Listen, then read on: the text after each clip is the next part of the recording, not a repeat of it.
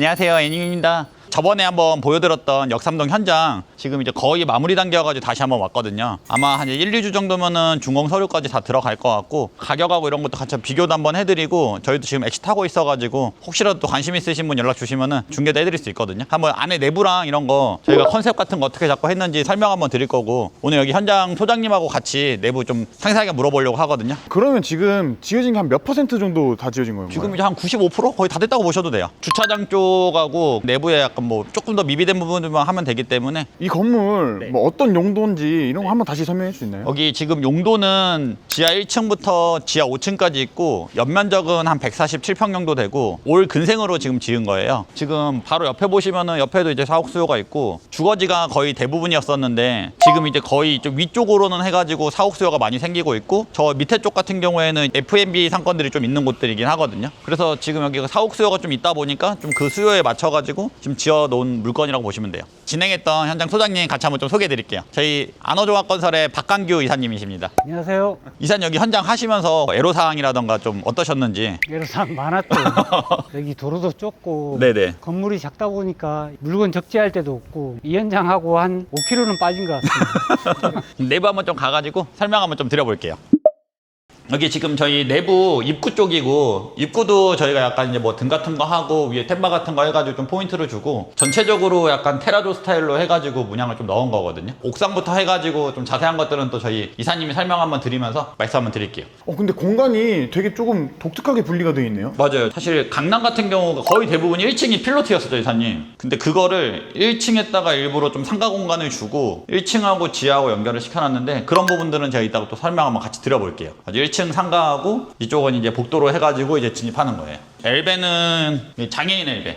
장애인 엘베를 한 이유는 용적률에 좀 혜택이 있어가지고 장애인 엘베로 한 거고, 여기가 몇 인승이에요 지금? 13인승입니다. 13인승이고, 그리고 약간 컨셉도 조금 더 고급스럽게 하려고 해가지고 약간 블랙 느낌으로 해가지고 좀 컨셉 한 거고, 약간 저희가 생각했을 때 그게 있었거든요. 좀 작다 보니까 뭔가 대충 짓지 않을까, 아니면은 좀 그냥 가볍게 가성비로 뭔가 하지 않을까 생각을 해가지고, 좀 저희가 힘쓸 때는 힘쓰고 조금 이제 뺄 때는 빼고 약간 이렇게 많이 했거든요. 오치님 저희 옥상도 한번 갔다 와볼까요? 나중에 혹시라도 들어오시는 분이 뭔가 활용할 만한 게 있을까요? 회사 같으면 여기 흡연 공간 아닐까요?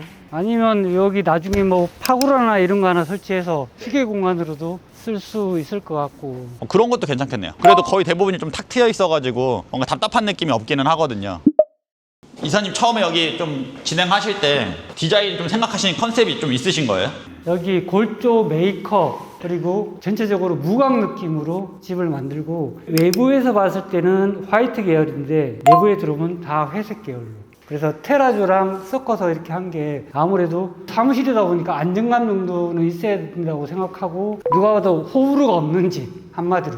혹시 저희 이거 바닥 마감은 다시 하시는 건가요? 네, 하긴 할 거예요. 하긴 하는데, 제가 하고 싶은 대로 해놨는데 임차가 맞춰져 갖고 누가 들어와서 저희랑 컨셉이 좀 안 맞아서 바꿔줄 수 있을까요? 그렇게 물어보면 비싸게 한 거 다 뜯어야 되니까. 네네. 그래서 일부러 요건 내비두고 임차인이 맞춰지면 그 컨셉에 맞게끔 이 바닥은 해드리려고 일부러 놔둔 거예요.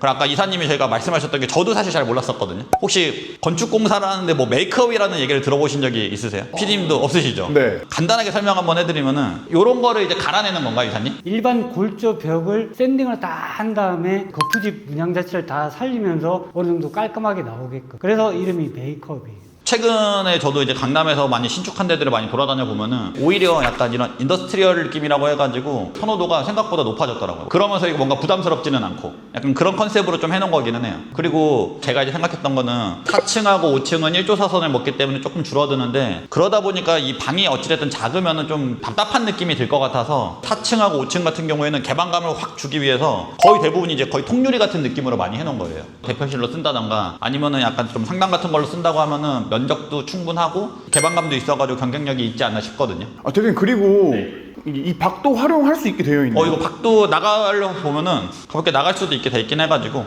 이것도 꽤 매력을 느낄 수 있는 공간이네요. 그쵸. 예. 이런 식으로 해가지고 뭐 이렇게 공간이 쭉 있으니까 그리고 또 보면은 지금 이쪽에 보시는 것처럼 주택이 좀 많은데 저쪽도 지금 두 군데 현장에 또 같이 공사를 하고 있어요. 뒤쪽으로는 제가 봤을 때는 이제 결국은 거의 대부분이 약간 좀 빌딩 숲처럼 될 것 같아요. 주택단지에다가 옳근생을 지어가지고 사옥 소유를 하면은 이게 뭐 많겠냐고 얘기를 하는데 지금은 오히려 더 많아지고 있기는 하거든요. 제가 봤을 때는 지금 뭐 한남이라던가 성수 같은데 이런 핫한 데들도 당연히 뭐 나쁘다고 생각하는 건 아니지만 오히려 지금 강남이 좀 저렴할 때 투자하는 거는 괜찮은 투자 방법이라고 생각합니다. 대표님이 올리신 이 건물도 좀 그 매수 측에서 느낄 수 있는 메리트 같은 게 있을까요? 일단 절대적인 게 금액이고 그리고 디테일이 생각보다 많이 신경 썼다. 사실 옳근생이 지어가지고도 좀 문제가 뭐냐면은 초반에는 막 누수라던가 이런 게 되게 많아요. 근데 지금 저희 건물 같은 경우에는 뭐 누수는 없겠죠, 이사님?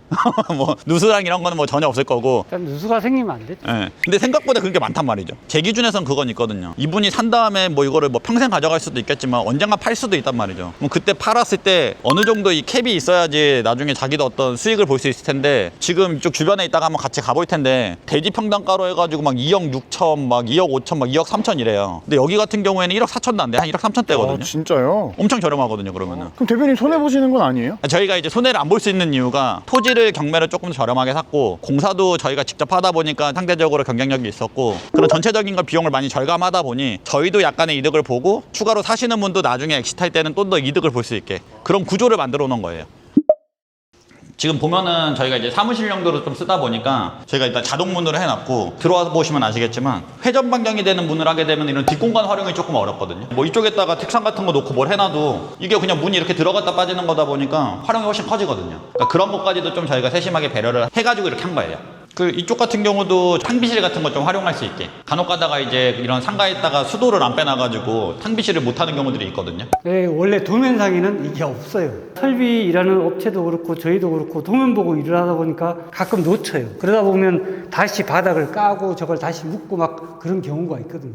이거 무조건 도면 없어도 이걸 빼놔야 된다. 그렇게 해서 다 해놓은 거예요. 이걸 나중에 필요해가지고 다시 공사를 하게 되면 또 그게 엄청나게 돈이 그렇죠. 많이 그게 또 들어요. 일이에요. 어마어마하죠. 건축사도 뭐 사람이고 다 사람들이 일하는 거다 보니까 놓치는 경우들이 있거든요. 그럼 저희가 또 건축사분한테 건축주한테도 제안을 좀 드려요. 이거 하는 게 나을 것 같다. 이런 거 정도야 뭐 우리가 크게 뭐 추가 비용을 안 받고도 해드릴 수 있는 부분이다 보니까 그렇게 말씀을 드리면은 자기가 좀 놓쳤던 부분까지도 챙길 수 있어가지고 저희는 시공사의 입장으로서 공사하는 것도 있지만 약간 건축주에 빙의해가지고 하는 것도 있기 때문에 같이 일해보면은 좀 괜찮으시다는 느낌이 들 거예요, 분명히. 그래서 보시면은 이렇게 4층 같은 경우가 여기도 개방감을 좀 많이 살렸어요. 이 왼쪽으로 다 개방감을 많이 살렸고 이쪽에 보면은 저희가 일부러 이것도 4층부터 이제 1조 사선이 먹다 보니 이렇게 좀 기울어져 있는 거를 하니까 오히려 이게 더 좀 고급스러운 느낌도 들고 더 개방감도 좋고 한 것 같더라고요. 한번 또 밑에 내려가가지고 또 설명 한번 드려볼게요.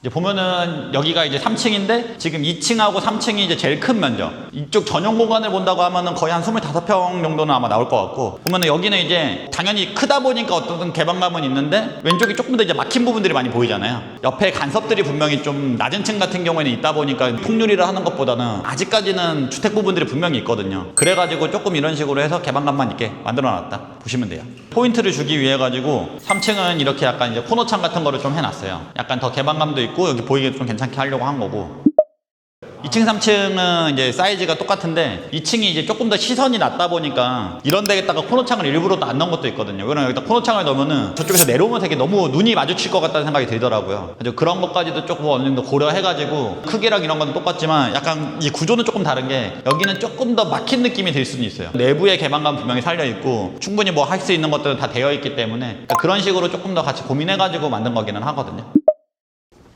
이쪽에 이제 1층 공간을 따로 이렇게 만들어 놨거든요. 이제 보시면은 이렇게 이제 1층.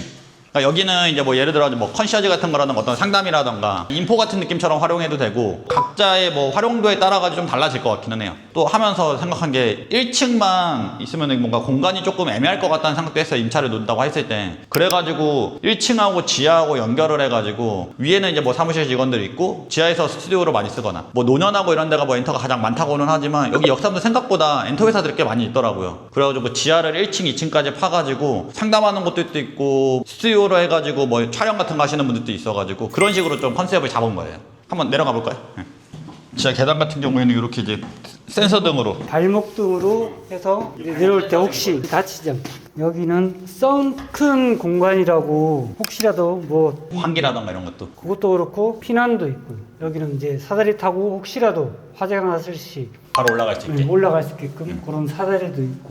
보면은 지하가 층고도 가장 좀 높고 넓기도 넓어가지고 뭔가 활용하는 데 있어가지고는 오히려 좀 더 좋게 만들어 놓긴 해요. 그래서 사람들이 이제 지하라고 생각하면은 대부분이 생각하는 게 뭐 되게 습하거나 꿉꿉하거나 이런 생각하는데 피디님 느끼기에도 여기 전혀 그런 거 없잖아요. 네. 이사님 여기 어떻게 좀 그렇게 된 거죠?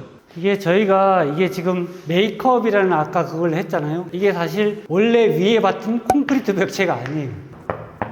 두드려 보시면 방수 석고를 쳐서 위에랑 똑같은 느낌으로. 요 속은 비어 있어요. 혹시라도 바깥에서 물이 들어와서 조금이라도 흐르게 되면 이게 쭉 타서 저 뒤에 썬큰으로 물이 나갈 거예요. 그래서 이 벽 자체는 계속 뽀송뽀송하게 유지를 하고 있는 겁니다. 그러면 그 지하 공간의 습기를 완벽하게 예방할 수 있는 그런 설계를 한 거네요. 그쵸, 그렇게 되어 있는 거죠. 이제 저희가 습기에서 최대한 신경을 써서 해놓은 상태라 뭐 크게 불편한 점은 아마 지하에서도 못 느끼실 거예요. 저희가 또 할 때 또 신경을 많이 썼던 부분이 뭐였었냐면은 기둥 같은 거. 다른 데 가보셨으면 아시겠지만 막 기둥이 막 이런 데 있어요. 이런 데. 대체적으로 이런 데 있는 경우들이 많은데 저희는 기둥을 다 이제 벽하고 밀착시켜가지고 동선에 방해가 되지 않게 좀 그런 식으로 해놨다고 보시면 될 것 같아요. 이거는 저희가 이제 건축사랑 좀 얘기하면서 좀 많이 이제 검토하고 고쳤던 부분이기도 하거든요. 지하 공간도 이 매입하시는 분들이 굉장히 좋아할 것 같네요. 저희가 엘베까지도 지하까지 다 내려오게 만들어 놨기 때문에 물건 같은 거 갖고 이동하거나 아니면은 그냥 좀 편하게 왔다 갔다 하거나 이런 거는 되게 편하다고 보시면 돼요. 위에 한번 전체적으로 다 보고 왔고 지금 또 이제 주변에 한번 돌아다니면서 지금 저희 건물이 얼마나 가격적인 메리트 보여드리도록 할 거거든요. 한번 같이 피디님 돌아다녀 보시죠. 예. 연면적 대비해가지고 지금 저희 건물 같은 경우가 평당 한 4천만 원대밖에 안 되고 토지로 본다고 하면은 1억 3천만 원대밖에 안 되긴 하거든요. 네. 지금 바로 옆에 있는 건물 같은 경우에는 매매 가격은 130억이고 대지 면적은 68.18평 그래가지고 토지 기준으로 봤을 때는 평당 1억 9천이고 건물 기준으로 본다고 하면 여기 7,900만 원 정도 되거든요. 연면적 기준으로 본다고 했을 때 그러면은 이 가격 차이가 얼마나 나는지 좀 느껴지시죠? 절대적인 가격에 대한 거를 말씀드리긴 하지만 각자 건물들마다의 특장점들이 있다 보니까 바로 옆에 있는 건물 같은 경우에는 조금 더 이제 높게 지어가지고 뭔가 더 위에서 보는 그 맛이 있을 수도 있기는 하거든요. 지금 이 건물 같은 경우에는 이제 코너 건물이다 보니까 또 코너 건물에 나름의 장점이 있을 수도 있어서 절대적인 금액은 차이가 분명히 되게 많이 날 수는 있겠지만 어떤 상대적인 걸로 본다고 했을 때는 그거는 각자 판단하는 기준마다 조금씩은 다를 것 같아요. 지금 보면 또 여기 바로 앞에 있는 지금 여기도 이제 코너 건물이기는 한데 뭐 여기에 좀 이제 장점은 여기 6m 도로 코너 땅이고 74.96평 정도 되거든요. 그러니까 실제 총 매매가격은 160억. 대지 평당은 2억 1천. 평당 금액이 거의 한 뭐 6, 7천 뭐 이렇게 차이 나는 거니까 차이가 엄청 많기는 하죠. 연면적 기준으로는 평당 8천 정도 나오는 건물이에요. 지금 여기 같은 경우가 지금 매매 가격이 89억이고 여기가 대지 평당으로 보면은 거의 한 1억 7천 정도 나오는 곳이긴 하거든요. 여기는 근데 또 리모델링한 곳이어가지고 저희 쪽하고는 좀 건물 차이가 있기는 한데 각자의 장단점이 다 있을 수는 있어요. 근데 지금 이쪽보다는 저희 쪽이 수요가 좀 더 많긴 한 것 같아요. 4억으로만 본다고 하면은 이쪽에는 이제 뭐 이렇게 지어졌는데 지금 공실들이 좀 있다 보니까 지금 저희 쪽 라인 같은 경우에는 신축되었던 것들이 공실이 따로 있는 건 없거든요. 최근에 신축된 것들이 또 다 맞춰지다 보니까 장단점은 다 있는 것 같기는 해요. 근데 어쨌든 절대적인 가격 메리트는 저희 물건보다 좋은 거는 없다.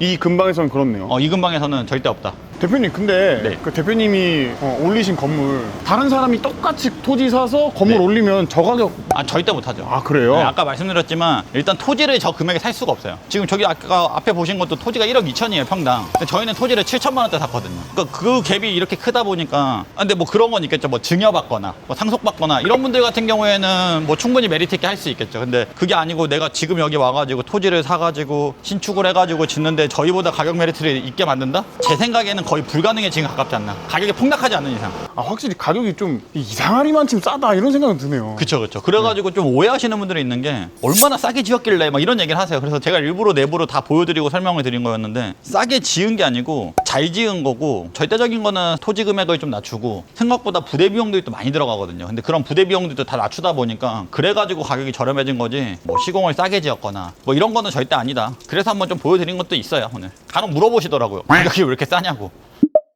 강남구 이제 선릉역 주변이거든요. 저희가 지었던 물건도 보여드리고 주변에 약간 시세들도 같이 한번 분석도 해드리고 근생 같은 거를 좀 지을 때 어떤 식으로 좀 해야지 뭔가 좀 괜찮다, 뭔가 실사용의 위주로 그런 설명들을 좀 많이 드렸는데 혹시라도 뭔가 좀 계획하고 있으신 분들이 있다고 하면은 저희 안호종합건설 한번 문의해 보셔도 오히려 조금 더 얻어가시는 게 있지 않을까 싶어요. 제 생각에는.